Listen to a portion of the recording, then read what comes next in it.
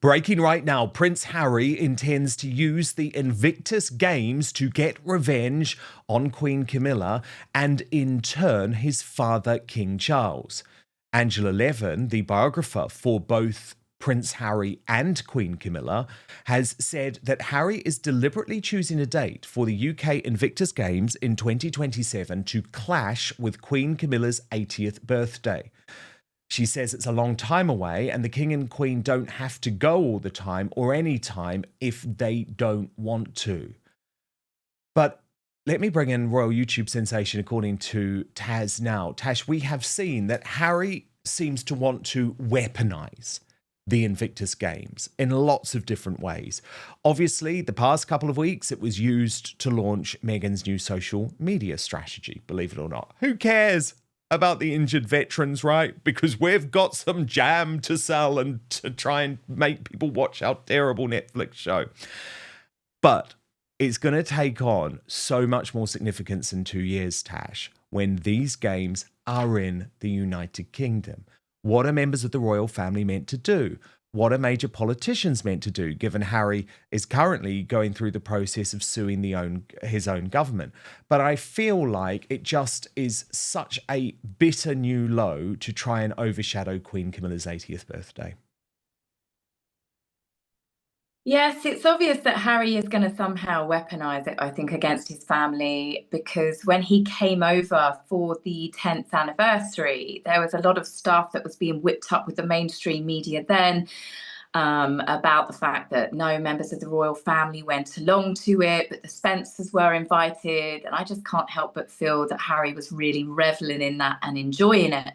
Now, obviously, with them, if they don't go to the Invictus when it's in the UK, I personally don't have a problem with it. I think Harry took the Invictus as part of his Brexit deal. It's not under the royal umbrella anymore, but the king is head of the armed forces. So being in the UK, it's going to be very interesting to see that the way that this plays out. Do I think that Harry is going to revel in it and help whip up some headlines and stir it up about he asked his family to support him, but they don't want to? And then you'll get the Sussex squad. They'll be chiming in saying about, oh, it's cruel that they're ignoring the veterans. But Harry has made the Invictus Games about him and Meghan more than the veterans. And I'm honestly interested to see how this is going to play out. I think I've got a few predictions. But as for Queen Camilla's birthday, she's 80. She's not going to care. I just think it would be the mainstream media that are going to stir up the biggest headlines there. I'm sure that she'll have a lovely birthday. The royals will celebrate it. They might do something nice. It's not like we're going to get a day off or anything, is it? You know, Camilla turning 80. But I don't know. It's really going to muddy the waters, and I can see complications arising. But it won't be so much as what the royals do or don't do. It would be more from the mainstream media that are going to revel in this. They really will. I think they will heap it on. Absolutely. And the thing is, remember, Queen Camilla is the one who has totally seen through Prince Harry. She refused to allow him to use King Charles as a PR opportunity. Remember the morning after the cancer announcement? Absolutely. She was like, no, you can come and see him at the palace. Very briefly, that's it, because I am protecting my sick husband. And you're right, it's not that Queen Camilla will give a damn. It's more the fact that Harry will turn this into a media sideshow, because you can see the narrative they're already pushing, Tash, because at the end of the Invictus Games, the outgoing chief executive, Dominic Reid, criticised the UK coverage of the game, saying he was very disappointed with it, as if it was our fault. It's like, hang on a minute. It is your boss, Prince Harry, and his wife, who have made these games all about themselves, that have gone off script, that have refused to work with the Invictus communications team, and you have the cheek to blame the British media. But this is the narrative that they are going to peddle. Yes, it is. I mean, I don't think I agree with Brittany from Royal News Network. You know, she said about the fact that they don't do enough to promote the games, and they don't. And I've often said, I think if they want to get a better audience, they want to appeal to people, they need to spend more time on their marketing, but also interviews with the veterans. Think of all the reality TV shows and the singers and all of the competitions and all of the shows out there where you want people to watch. You've got to get people invested in the stories, and veterans have some of the most incredible stories of from their injuries, their recovery, the support that they had from friends and family. Let people get to know the veteran stories, and that's something that I think that's down to Invictus. They need to do more coverage. People want to sit there and listen to the veterans talk about the journeys that they have taken. They want those inspirational stories. They do not want to watch Meghan Markle snog her husband and take 5 or 6 outfit changes and merch jewellery. People turn off. And the fact that Meghan was out there for the first few days, I think that was a backfire. She almost would have been better coming towards the end, because at least then the concentration from the media would have been more on the game starting up, the opening ceremony, but even the speech when she introduced her love, her husband, the Duke of Sussex, Prince Harry. I mean, could she fit anything else in there to big him up? And she basically told the veterans in so many words that they should be grateful that Harry worked so hard to get them all there. It's unbelievable how much they've turned the Invictus Games into the Harry and Meghan show, but they can sit there, and this is the organisers now, and not see any fault in what they are doing themselves. Of course they can't. They're boasting about it. That is the most despicable part of all of this, Tash. You know, Town and Country remain one of the few handful of magazines that are directly briefed by Team Sussex and just put out constant propaganda. And they boast about it, saying, at Invictus, Meghan takes back control of her narrative. The Duchess of Sussex is firmly in a new era of being online. So they literally are responsible for it being overshadowed themselves. And then they are boasting about it. I mean, come on. Yeah, it's the same with Meghan using her Instagram, where she was taking lots of inside footage of the games. You know, that was trying to get traffic from people interested in the veterans and the games to Meghan's new Instagram account. So she was using them to get traffic that way. And then, I mean, they even said before she went, there was a PR expert that said that Meghan is going to use the Invictus Games to prove that everything is fine and well and hunky-dory between her and Harry. And of course, we had lots of smooching, lots of petting, lots of kissing, you know, showing the world that they're more loved up than ever. So Meghan did exactly what people predicted that she would do. And the fact that if people could predict she was going to do it, the Invictus organisers would be very well aware that Meghan uses the Invictus Games every single year as her own fashion catwalk and, you know, ability to be able to merch new bits of jewellery. And yet they allow it. They say, yep, no, that's absolutely fine. And then the decline, it's there for everybody to see. It wasn't just empty seats at the opening concert that people were sharing, because a lot of the empty seats were behind where the stadium was set up, and you always have that. But definitely where you saw the games continuing, there were very, very few bottoms on seats in comparison to what the Invictus used to pull in 2014, 2016, 2018. You know, these were huge crowds. It was massive. And now that it's away from the royal umbrella and Harry and Meghan seem to have full control of it, it's getting worse every year. And it's sad. It is genuinely sad to see. And of course, but first, you know how often I talk about the need for free speech to be protected online. This really matters. So I've been thinking a lot lately about the need for personal protection from snoopers, bad actors, and hackers online. But the great news is I have found a fail-safe solution. And what's more, this VPN, otherwise known as a virtual private network, is a life changer when it comes to providing you entertainment and information from anywhere in the world. So let me introduce and tell you about Surfshark. It is an incredible and easy to use service that encrypts all your internet traffic, meaning your online activities stay safe so you can shop, stream, browse, and conduct your banking online in complete privacy. But actually, the benefits of Surfshark go way beyond keeping you safe online.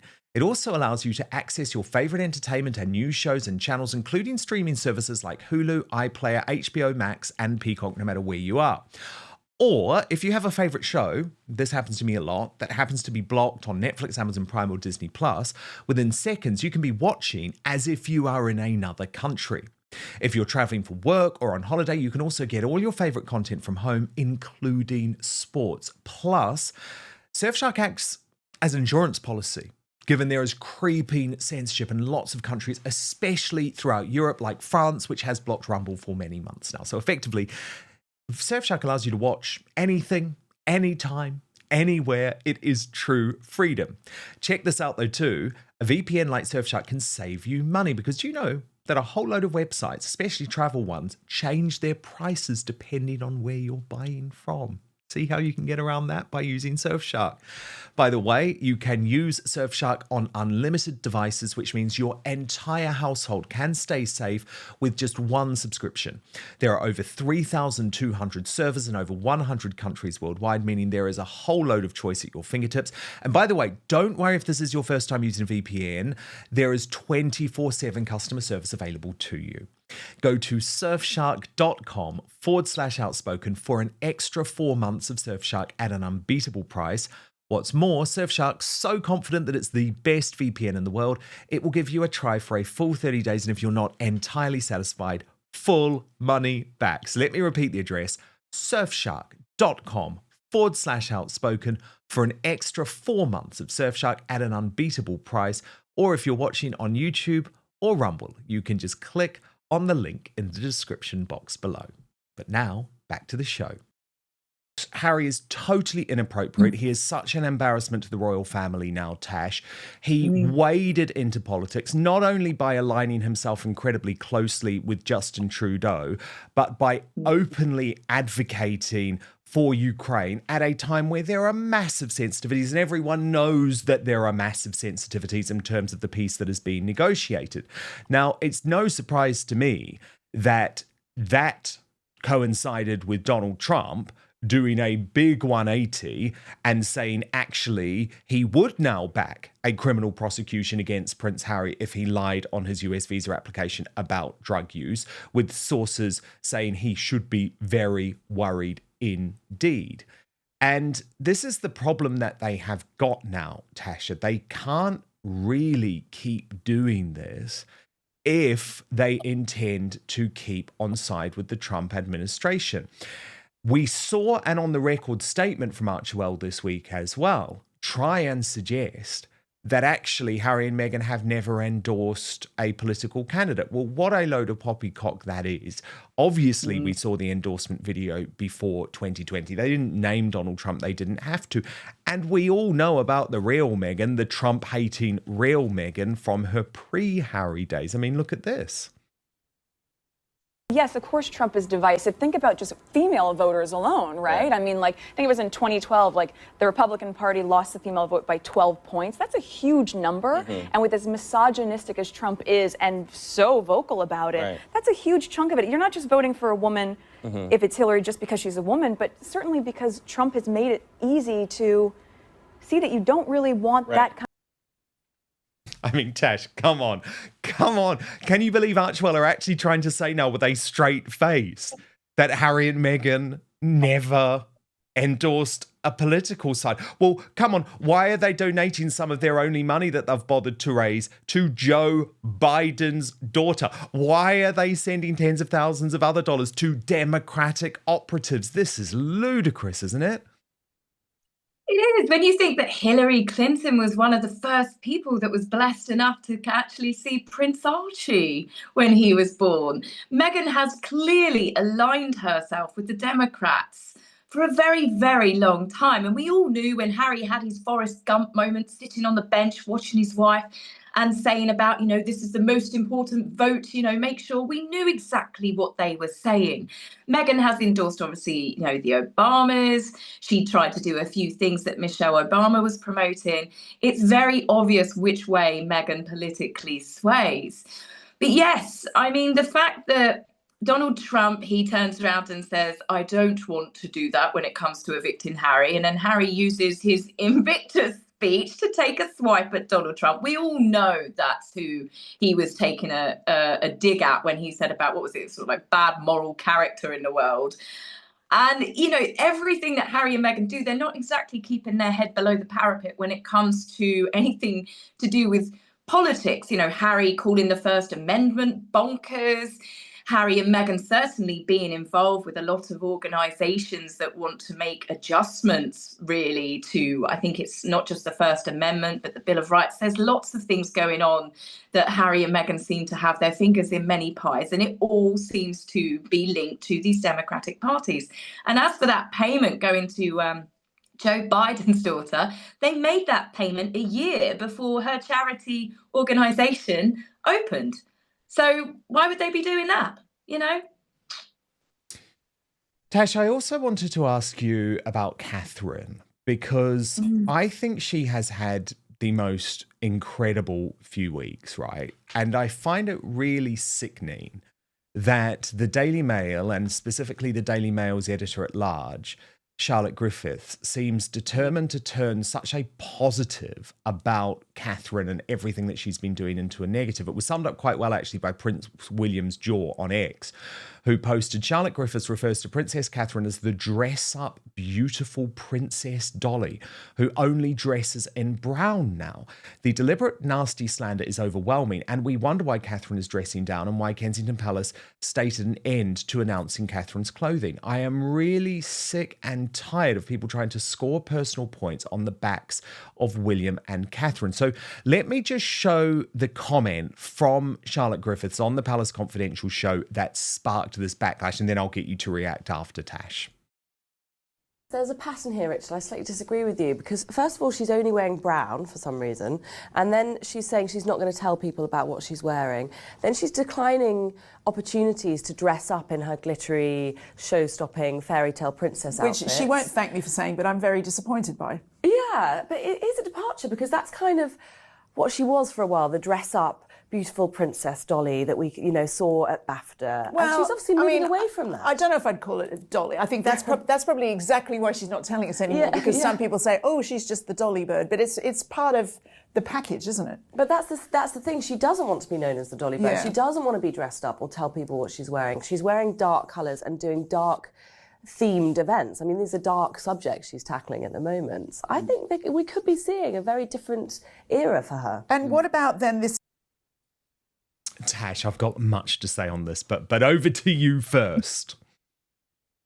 Just about to have a little bit of a rant here, Dan. Do it. Firstly, it's winter. It's winter. 90% of my wardrobe for the good 3-4 months that is winter in this country is dark. It's black, it's brown, it's green, it's dark, earthy tones. Right, and then the sort of engagements that Catherine has done. So this was when she went to the National Theatre with the school children. She's dressed conservatively because she was there as, you know, a mum on hand, a school trip, right? So she's not exactly going to be running around in a ball gown. Then, of course, she went to Southport. And Southport, she wore darker colours. It's winter, but it's also not the sort of event, given the tragedies that happened in Southport, and she was there to pay her respects to the families affected.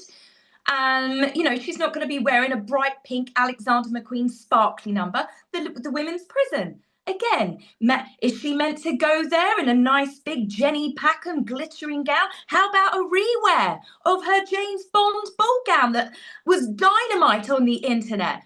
No, of course she's not going to. She's gone to a few engagements where prisons, hospitals. She went to the place where she had her cancer treatment. She wore a lovely burgundy red polo neck dress. She is wearing colours. Just because she's not sitting there on the on that interview that the lady that you mentioned that was just saying that, she's wearing a bright pink checked loud number.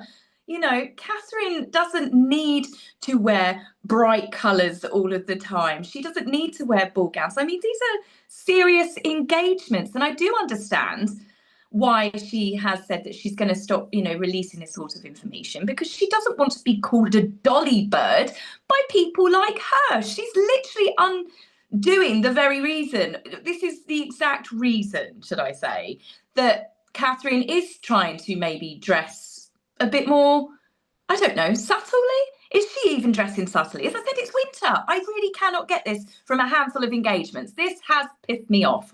Yeah, no, I'm totally with you. I love that rant. Because actually, can I just remind Charlotte Griffiths and the Palace Confidential team of a couple of examples in recent months? You've obviously mentioned the great example of in the Burgundy at the hospital, but here she is at Wimbledon, right? One of her first public appearances, bright purple. And then here she is at her own Carol's Christmas concert, totally festive, bright colours. But I believe that after Catherine's cancer battle, she has absolutely decided that she wants to use her role in a powerful manner. She's actually doing the type of good that Princess Diana used to do. She's got a little bit older. Of course, she doesn't want it all to be about her clothes, and that's totally fine. It's about dressing appropriately.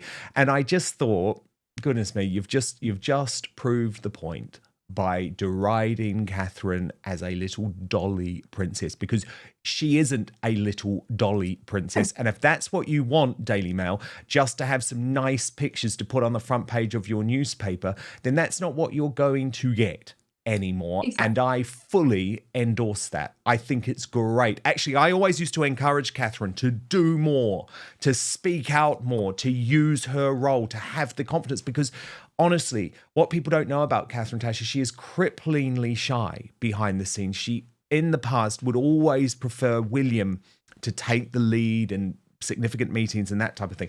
I love this new Catherine. She is no dolly, and I don't give a damn if she wants to dress a little bit more appropriate. Well, not appropriately. What would you say? A little bit more formally or less colourfully when she's at a damn prison, or she's visiting cancer patients. Yeah, she's not going to be rocking around, as I said, in a bright pink ball gown and a tiara. And just while I'm finishing off the rant, as for, obviously, they were talking about the fact that Catherine and William didn't go to the BAFTAs. Given everything she went through last year, where she could have died, let's be honest, cancer can switch just like that. And she has gone through so much. If she wants to skip the BAFTAs, which was just a red carpet event, to go on holiday with her family, then good for her. Good for her. People begrudging her 1 minute saying, oh, well, she's a dolly bird. And then they're complaining that she's actually chosen the priority of taking her children on holiday rather than dressing up in a ball gown. So, yeah. Couldn't agree more. I'm fully with you on that. And there's much more where that came from. If you follow, according to Taz on social media, subscribe on YouTube. And Tash, we will speak again very soon. Thank you so much. Thank you so much for watching Dan Wootton Outspoken. Please click on my face just to the bottom left to subscribe to this brand new independent news source and turn on the notification bell so you'll be alerted to our brand new live shows, uncancelled interviews, and special royal episodes. Outspoken is also now available as a podcast, so you can listen to the show every weekday on the go, wherever you are.